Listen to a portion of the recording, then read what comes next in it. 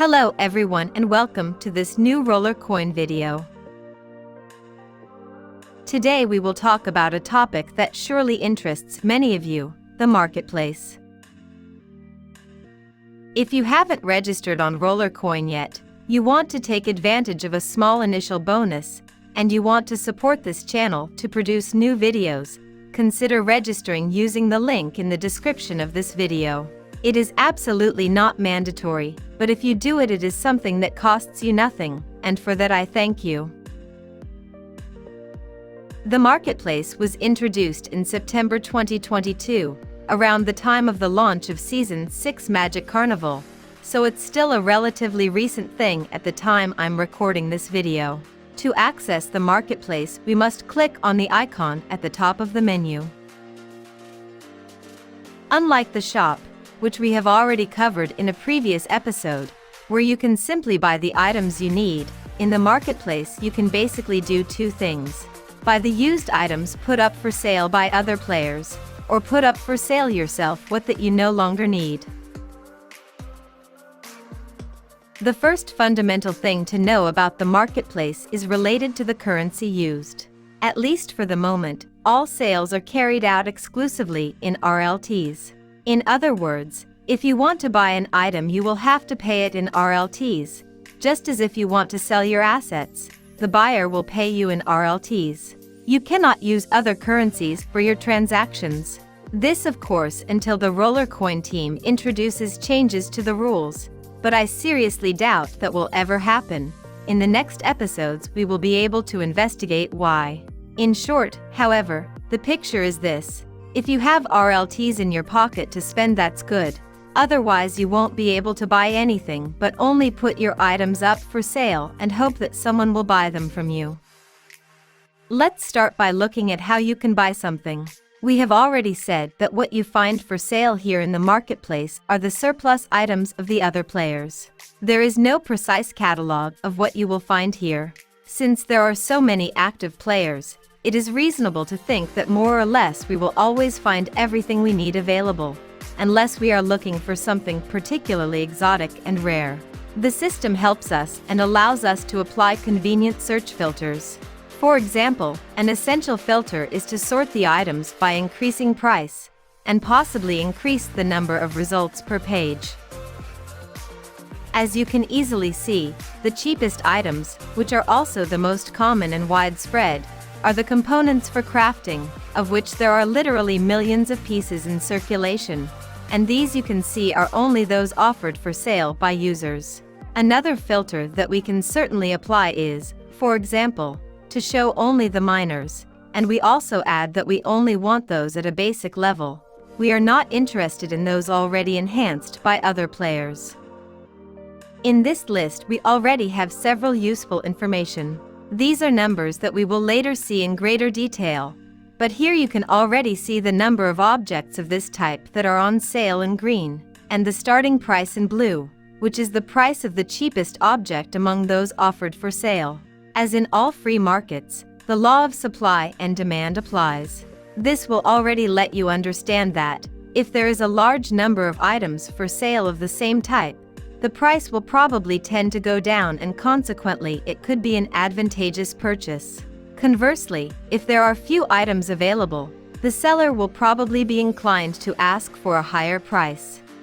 Now let's try to search among the available objects if there is a chupacabra. It is a very common miner, so it will be easy to find it. Let's scroll through the list to the page that interests us. Alternatively, if we know the name of the object we are looking for, or even just part of it, it is possible to carry out a targeted search. We'll do it together just as an example. By clicking on the item of our interest, we will have access to the purchase window, which contains a lot of useful information. In the center, we see a summary of the characteristics of the object we are examining. Being a miner, we find in particular its power and the bonus coefficient, which are the information that interests us. At the top right, we can see the total amount of items available for purchase. This is the number of entry-level chupacabra that users are listing on the marketplace right now. These miners do not all have the same price, but it is the player himself who decides how much to charge for the item he wishes to sell. The best price is the one shown below the image. And every now and then the system automatically refreshes because the market is constantly moving. A particularly advantageous item can be bought quickly, so it may no longer be available even after a few seconds. I suggest you to wait a moment before clicking on the buy button and observe how the offer behaves, to avoid having nasty surprises and spending more than you are convinced you will. Take things slowly, first observe and then act. As I said, the price you see here refers to the purchase of a single item, the cheapest one among all those available. In this table you can see what the price is for the other items. The player who sells the cheapest item will be the first to sell, and so on for the following items. Exactly the law of supply and demand. Ideally, the price is set by the market itself. An object deemed cheap will be bought quickly. Conversely, one that is too expensive will remain unsold for a long time. In the graph below we can see the trend of how the price has moved in the last period. This also helps us to understand if we are doing a good deal or if the price is distorted right now. Multiple items can be purchased in a single transaction. If we increase the quantity of objects we want to buy, as I'm doing now, the system will automatically calculate the final price, adding up what the cheapest minor costs, plus the one immediately following, and so on. For example, this function is particularly useful when we have to buy components for crafting, fans, cables and hashboards, where it doesn't make much sense to buy a single item at a time.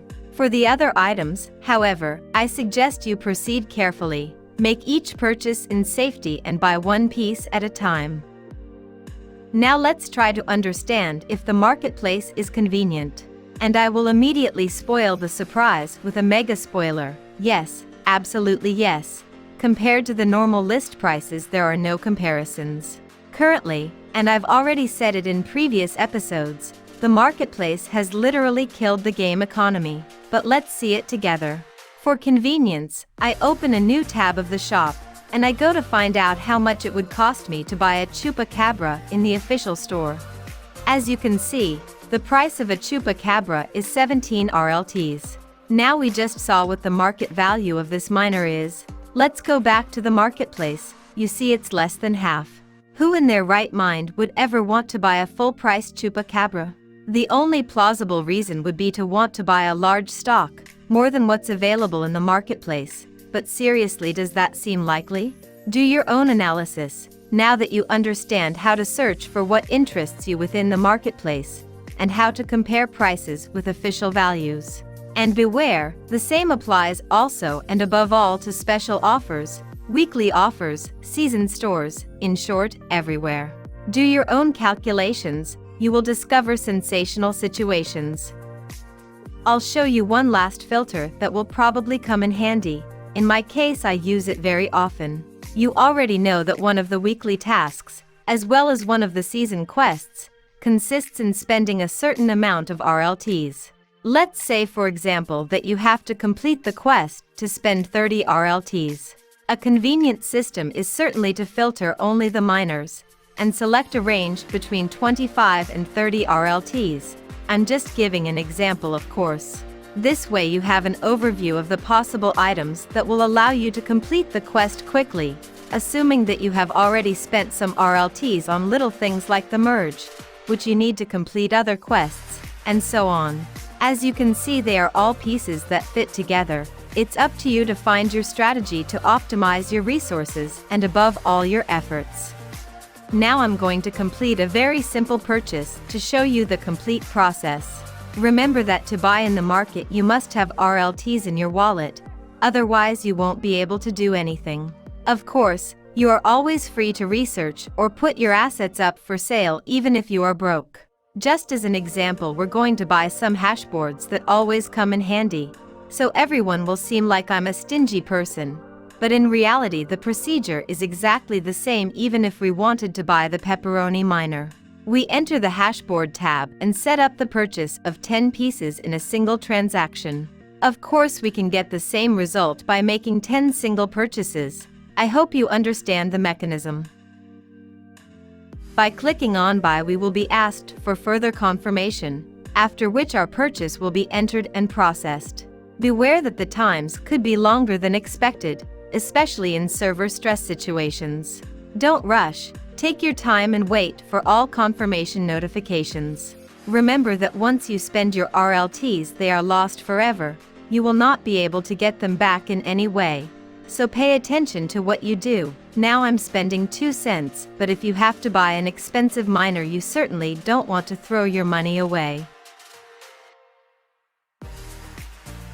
Very well, now that we know how to buy, let's see together how to do the opposite thing, or put our items up for sale. First basic rule. If you want to sell anything, it must be in your inventory. Inventory is that section of your warehouse where unused items gather dust. In other words, to make the concept clearer, you cannot sell an item that you are actively using.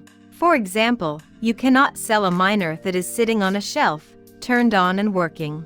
First, you will have to remove it from the rack and put it in your inventory. Look at my inventory. As you can see right now, I don't have any unused miners. This means all my miners are currently producing. I therefore have to go to my home page.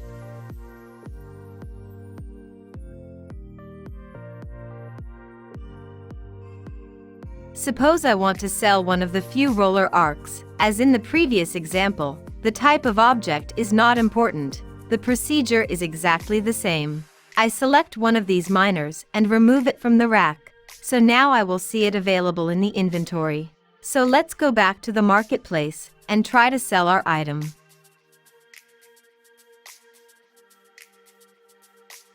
The sales window is quite similar to the one already seen for the purchase. Obviously, the purpose is the opposite. We can see in the top left box the current market prices of objects similar to ours that we are trying to sell. The closer we get to these prices, the more likely it is that our item will be bought by someone in the short term. Conversely, we can choose to put an item up for sale at a higher price, but it will most likely remain unsold for a long time. In order to somehow regulate the market, the Rollercoin team has set minimum selling prices for each item. It is not possible to go below this value. In my case, I just want to give an example, so I will put my miner up for sale at a completely non-competitive price, 2 RLTs. If we wanted to sell more items, we could set the quantity here. Here too we have the graph with the average price trend in the last period. Finally, a small commission by Rollercoin will be applied to the final price. This means that the buyer will not pay exactly 2 RLTs, but a slightly higher price, as you can see here. When we have set all the parameters according to our preferences, we can click the button and enter the sell order. If the required conditions occur, i.e. if a player is willing to pay the amount requested by us, our object will be sold and we will receive the corresponding RLTs. In the My Orders section, we see the register of all our operations within the marketplace. Here we can see the item we just put up for sale, waiting for a buyer. Purchase history shows the log of all the items we have bought. In my case, you can see that I used to buy different components in the marketplace because I need them to complete the quests. Unfortunately, a large number of them are needed, and the boxes in the season store, which we have already seen previously, are not enough. You have to do as best you can. Sales history shows all the items we have sold in the past. In my case, as you can see, I haven't sold anything yet. I think my miners are more useful at work than in the showcase. Very well, let's end our presentation as usual with some personal considerations. First of all, I again recommend the utmost attention during the operations you carry out, in particular your purchases. The marketplace, like other areas of the game, is by no means free from some small bugs. Personally, I have lost small quantities of RLTs. They have been deducted from my wallet, but I have never received the items. We're talking about small numbers. This thing hasn't caused me great damage, but it's good that you're ready to handle anomalous behavior. Don't rush things. Avoid operating in the marketplace if you see the website particularly overloaded, and always give the pages time to load, without compulsively refreshing. Personally, I do not exclude, indeed I expect, that there will be some major improvements in the marketplace in the near future. For example, the ability to enter buy and sell orders with price targets, just like any exchange works, would make things really interesting. We will make updates as soon as it happens. Another aspect that I find singular is how some users literally exploit the marketplace as a source of income, in the sense that I imagine that they spend their days, or in any case a good part of their time, making trades in the hope of obtaining easy earnings. Buy low and sell high, the simple rule of the market. Too bad that not only do I consider this strategy to be unprofitable in the Rollercoin marketplace, but I actually believe that there are much better ways to make progress. This is not the purpose of the game. Those who focus on the idea of getting rich through trade, in my opinion, lose sight of the nature of Rollercoin, which is the simulation of a mining farm, not a bazaar. Finally, I have seen around, on YouTube and other online resources, that there is a proliferation of phantom automatic bots that promise you easy passive income. I'm telling you clearly, forget it and immediately abandon the thought. They don't work, they can't work. In the best case scenario, and that says it all, you will be mercilessly banned and lose all of your in-game assets, and dishonest players deserve it. Just don't do stupid things. And so we also came to the conclusion of our episode dedicated to the marketplace. As always, thank you for watching. I hope you found this video helpful in some way, and see you soon for a new topic of this free-to-play Rollercoin tutorial. See you soon!